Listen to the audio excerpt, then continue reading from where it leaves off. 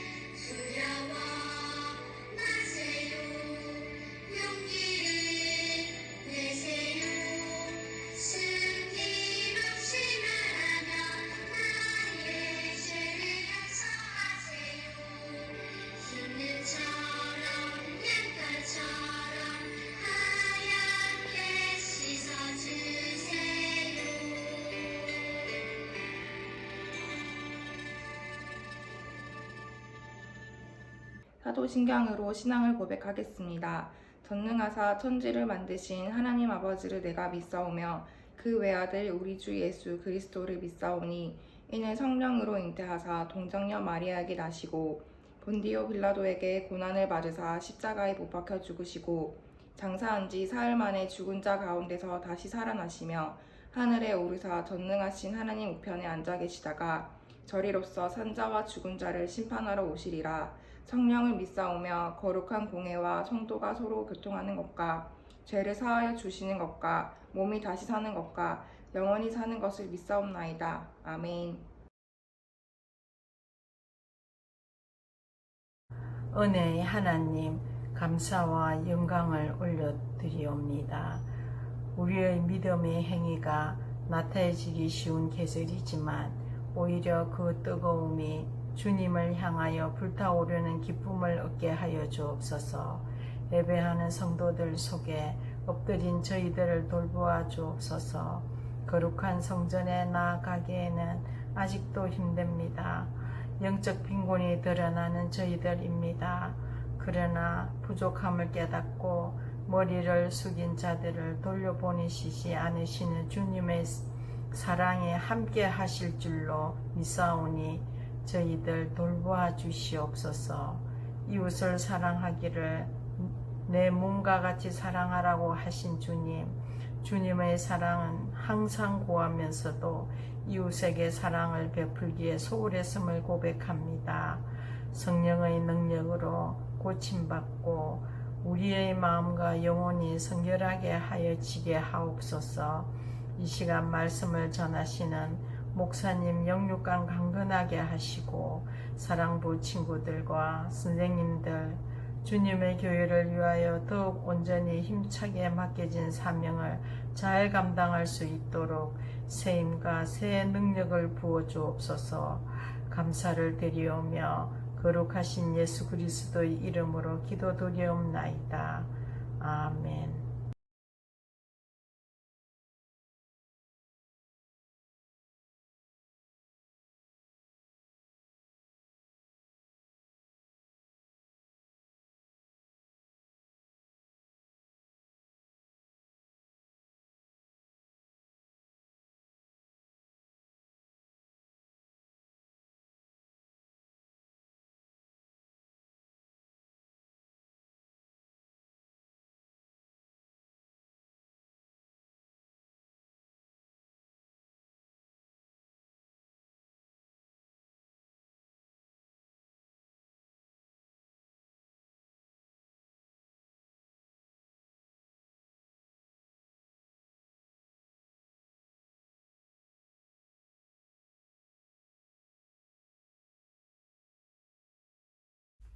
할렐루야. 사랑하는 친구들, 선생님들 한 주간 잘 지내셨습니까? 오늘이 벌써 8월 1일이에요.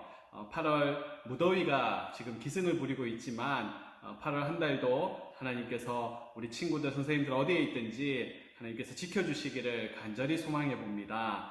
무더위 가운데서도 코로나 가운데서도 우리 친구들 건강하게 잘 지내시기를 늘 응원하며 기도합니다. 오늘은 창세기 말씀을 계속 살펴볼 건데요. 고향을 떠난 아브라함이라는 제목으로 오늘 창세기 말씀을 한번 살펴보려고 합니다. 계속해서 우리는 하나님의 말씀에 순종했던 사람들의 모습들을 살펴보았어요. 오늘 본문은 하나님께서 이 믿음의 조상으로 불리는 이 아브라함을 부르시는 그러한 이야기로 시작을 하고 있습니다. 아브라함은 하나님의 말씀에 한마디에 아내 사라와 그리고 이제 조카 롯과 그리고 이제 그와 함께하는 모든 사람들과 함께 자신이 살고 있던 땅을 떠나서 이제 하나님께서 약속하신, 명령하신 그러한 약속의 땅으로 이동하는 것을 오늘 본문은 이야기하고 있습니다. 오늘날 생각하기로는 이사하는 게 어려운 일인가 이렇게 생각할 수도 있지만 그렇지만 그 당시의 상황들을 이렇게 살펴보면 이사를 한다라는 것이 결코 쉬운 일이 아니다라는 것을 우리는 알 수 있습니다. 아브라함이 하나님의 말씀에 순종하며 살던 그때는 그곳을 떠날 때 아브라함의 나이가 75세였다라고 오늘 성경에서는 말씀하시는데요. 75년 동안 자신이 편안하게 살고 있던 정든 고향을, 정든 집을, 그리고 함께하던 사람들을 이렇게 버리고 이제는 새로운 곳으로 이동한다라는 것은, 이 새롭게 미지의 땅으로 가서 새롭게 무엇인가를 시작해야 한다라는 것은 엄청난 모험이었다라는 것이죠. 지난번에 우리가 살펴보았던 노아처럼 이 오늘 본문의 이 아브라함도 하나님의 말씀에 순종한 사람이었습니다.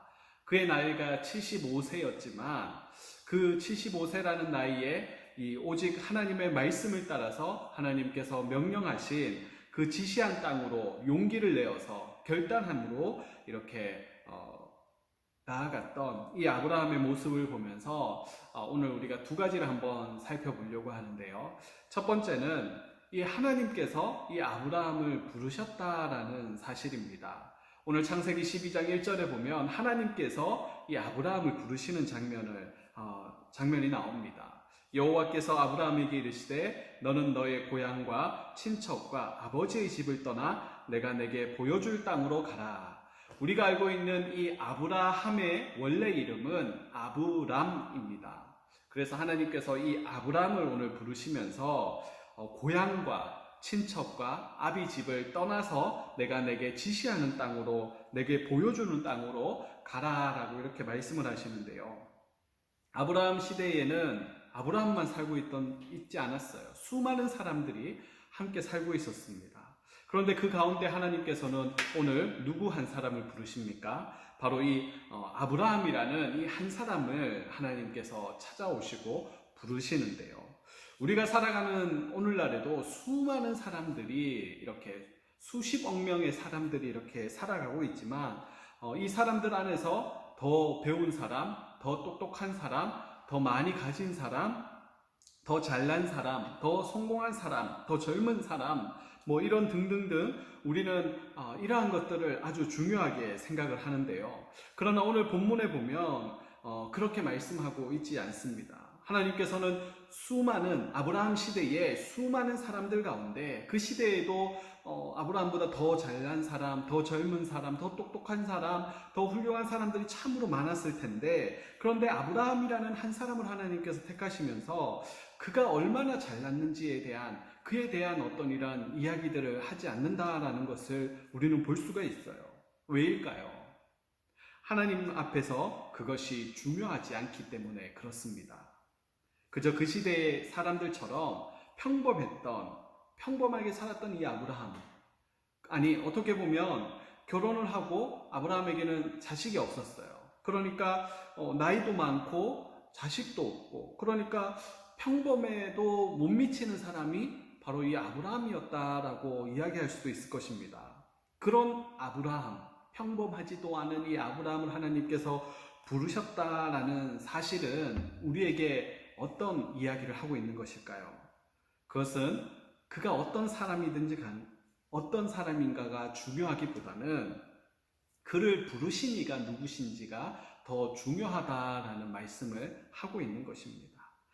그를 부르신 하나님은 누구십니까? 바로 창조주이시요 전지전능하신 하나님이시다라는 것이죠.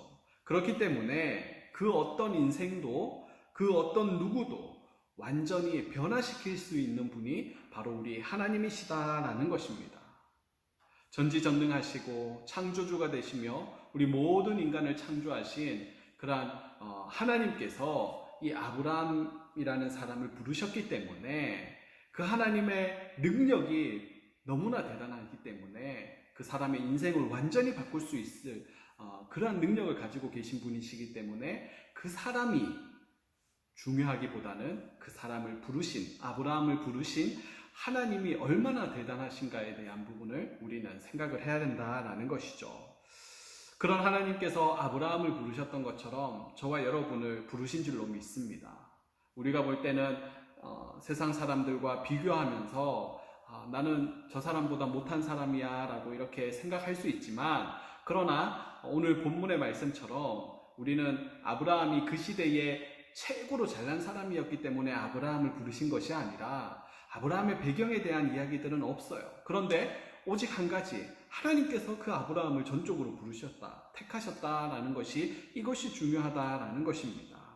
저와 여러분을 부르시는 그 하나님, 아브라함을 부르셨던 그 하나님께서 저와 여러분을 하나님의 자녀라고, 너는 내 자녀야 라고 이렇게 불러주신 줄로 믿습니다. 그렇다고 해서 우리는 그렇게 부름을 받았기 때문에 와, 나 이제 다 끝났어 라고 이렇게 생각하면 안 됩니다. 아브라함은 그렇게 부름을 받고 나서 아브라함이 한 행동에 우리가 주목할 필요가 있는데요. 아브라함은 하나님의 그 부르심 앞에서 어떤 반응을 보이고 있습니까? 바로 순종하는 자세로 나아간다라는 것이죠. 그렇습니다. 아브라함은 이 순종을 통해서 세상에서 가장 존귀한 사람이 되었다라고 말할 수가 있습니다. 앞서 이야기했던 것처럼 아브라함의 나이는 75세였어요. 인생이 70이요 80, 많이 산다고 해서 100세로 이렇게 본다라고 하면 75세라는 그 나이는 결코 적은 나이가 아닙니다.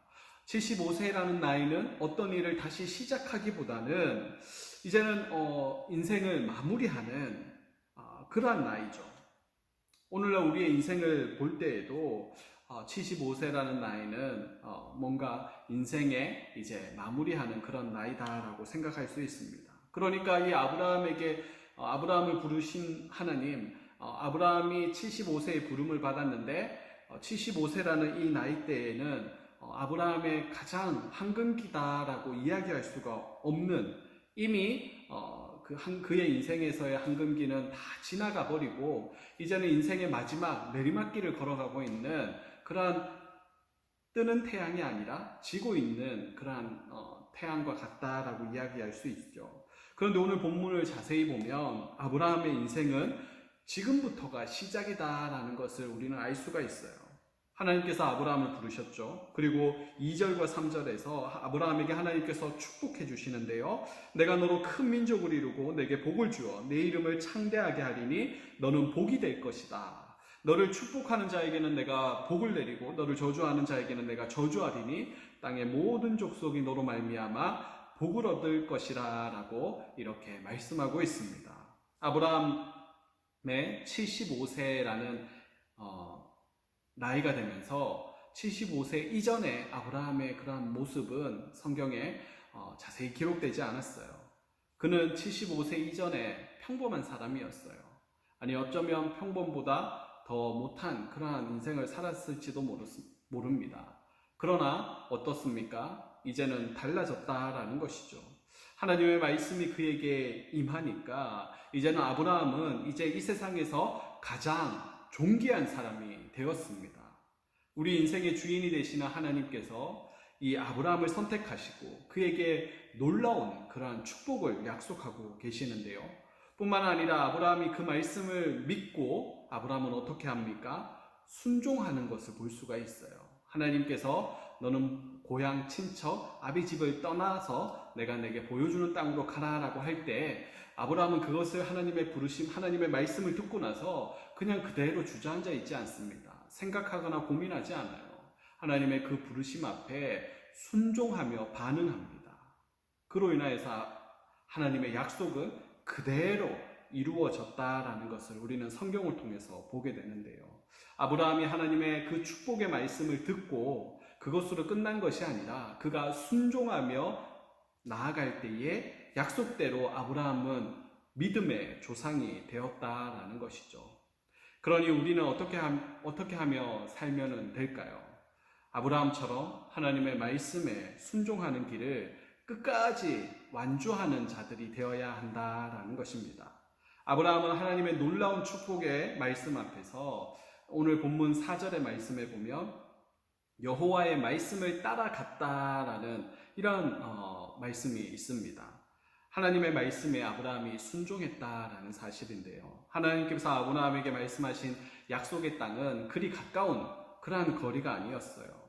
차량이 있던 시절도 아니었기 때문에 걸어서 이사를 한다라는 것은 아주 위험한 요소들이 많았습니다. 여행길이 아니었죠. 가보지도 않은 그 초행길을 이제 자기가 평생 살았던 이 고향, 친척이 있고 친구들이 있던 살던 집이 있던 이곳을 떠나서 이제는 새로운 곳으로 미지의 땅으로 간다라는 것은 한 번도 가보지 않은 그 길을 떠나야 되면서 길 위에서 마주해야 될 여러 가지 어려움들까지 다 감당을 해야 되기 때문에 이것은 쉬운 일이 아니었다라는 것이죠.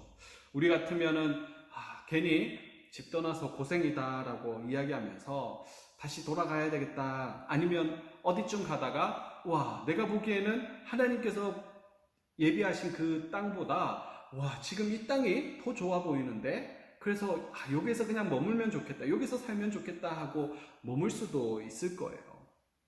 그런데 오늘 본문 5절에 보면 아브라함이 그의 아내 사레와 조카 롯과 하란에서 모은 모든 소유와 얻은 사람들이 이끌고 가나안 땅으로 가려고 떠나서, 그리고 어떻습니까? 중간에 머물렀더라.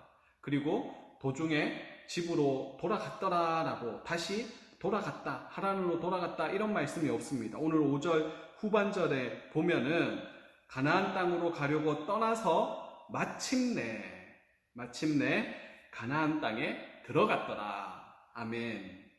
이렇게 말씀하고 있습니다. 가나안 땅에 들어갔다. 마침내 가나안 땅에 들어갔다. 혼자의 여행길도 힘든데 아브라함에게는 챙겨야 할 사람들이 참으로 많았어요. 짐들도 있었고요. 그의 소유가 참으로 많았습니다. 긴 거리에 많은 짐들이 함께 한다라고 하면 더욱 신경 쓸 일들이 참으로 많겠죠. 그런데 아브라함은 어떻습니까? 오늘 5절 말씀에 보면 마침내, 결국에는 약속의 땅으로 들어갔다라는 것입니다. 아브라함은 중도에 포기하지 않았다라는 것이죠. 순종을 하되 끝까지 순종함으로써 하나님의 말씀에 100% 순종을 했다라는 것이죠. 오늘날 우리도 아브라함처럼 우리는 어디를 향하여서 길을 떠나고 있습니까? 바로 예수님께서 예비하신 그 천국을 향하여서 우리는 하루하루를 살아가고 있다라는 것이죠. 그래서 우리는 이 세상의 삶을 나그네 길이다, 순례자의 길이다 라고 이렇게 이야기를 합니다.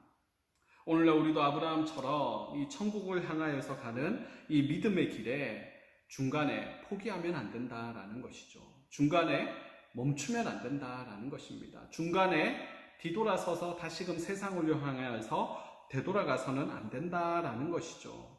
아브라함이 길을 떠나면서 갈등하지 않았을까요? 그 갈등이 얼마나 많았겠습니까? 그럼에도 끝까지 감당했다. 오늘 5절에 보면 마침내라고 이야기하고 있습니다.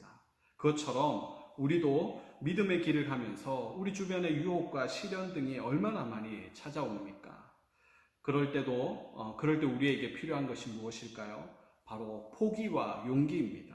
내가 좋아하는 것을 포기할 줄 알고, 그리고 다시금 하나님의 말씀에 순종하기 위한 용기가 우리에게 필요하다라는 것이죠. 사랑하는 사랑부 친구들, 여러분 모두가 이러한 아브라함에게 축복하셨던 하나님의 축복의 그러한 주인공들이 다 되시기를 주님의 이름으로 축복합니다.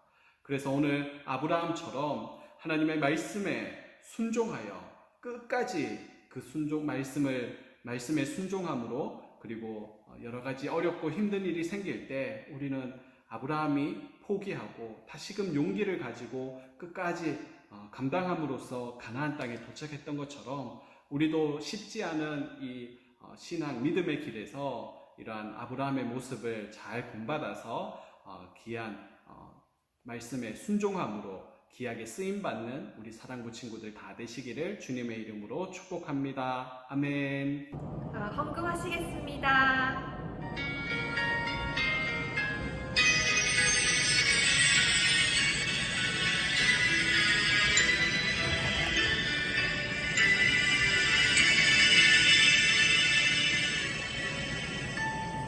지금 내가 가진 것을 하나님께 드립니다. 하나님 나라 위하여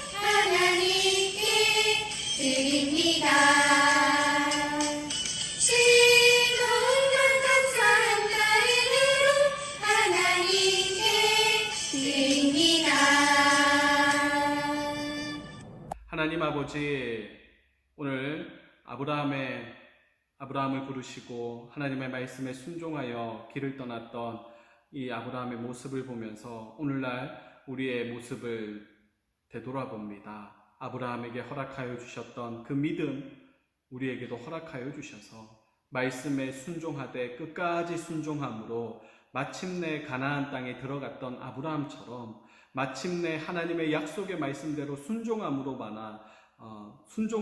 축복받는, 쓰임받는 우리 모든 사랑부 친구들 다 되어지게 하여 주시옵소서. 무더위가 심해지고 코로나가 또 기승을 부리고 있는 이때에 우리 친구들, 선생님들 어디에 있든지 하나님 눈동자처럼 지키시고 보호하여 주셔서 머리털 하나 상함이 없도록 주님 은혜 베풀어 주시옵소서. 영상이지만 만나지 못하지만 주의 성령이 위로하여 주시고 하나님 은혜 베풀어 주셔서 어디에 있든지 하나님 늘 이러한 하나님의 은혜 아래, 하나님의 날개 아래 머무는 우리 모두가 되어지게 하여 주시옵소서. 오늘도 귀한 예물을 구별하여 하나님 앞에 올려드리오니 예물을 받아주시고 간절한 기도의 제목 가운데도 하나님 응답하여 주시옵소서. 감사합니다. 예수님의 이름으로 기도드리옵나이다. 아멘. 하늘에 계신 우리 아버지여, 이름이 거룩히 여김을 받으시오며 나라가 임하시오며 뜻이 하늘에서 이루어진 것 같이 땅에서도 이루어지이다. 오늘 우리에게 일용할 양식을 주시옵고 우리가 우리에게 죄 지은 자를 사하여 준 것 같이 우리 죄를 사하여 주시옵고 우리를 시험에 들게 하지 마시옵고 다만 악에서 구하시옵소서. 나라와 권세와 영광이 아버지께 영원히 있사옵나이다. 아멘.